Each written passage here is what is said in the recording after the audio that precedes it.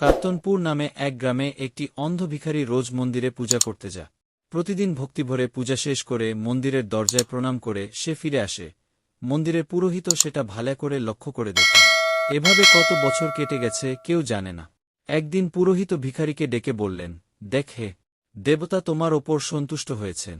তুমি কোনে একটা বর চা, কিন্তু মনে রেখো একটিমাত্র বর পাবে। ভিখারি বেচারা বড় মুশকিলে পড়। কি যে চাইবে কিছুই ঠিক করতে পারে না। একবার ভাবল দৃষ্টি ফিরে চাইবে, আবার ভাবল টাকাকড়ি চাইবে, আবার ভাবল আত্মীয়স্বজন ছেলেপিলে দীর্ঘ জীবন চাইবে। কিছুতেই আর ঠিক করতে পারে না।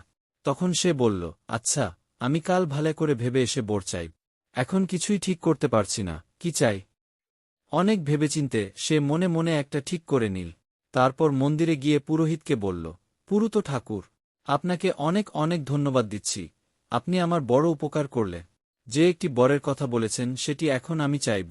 মনে রাখবেন, একটিমাত্র বর আমি চাচ্ছি। আমি এই বর চাই যে মরবার আগে যেন আমার নাতিকে 6 তলা বাড়ির মধ্যে বসে সোনার থালায় পায়েস খেতে সচক্ষে দেখে যেতে পারে। এই এক বরে ভিখারি চোখের দৃষ্টি ফিরে পেল, ধনজন পেল, ছেলেপিলে নাতিনাতুনি পেল।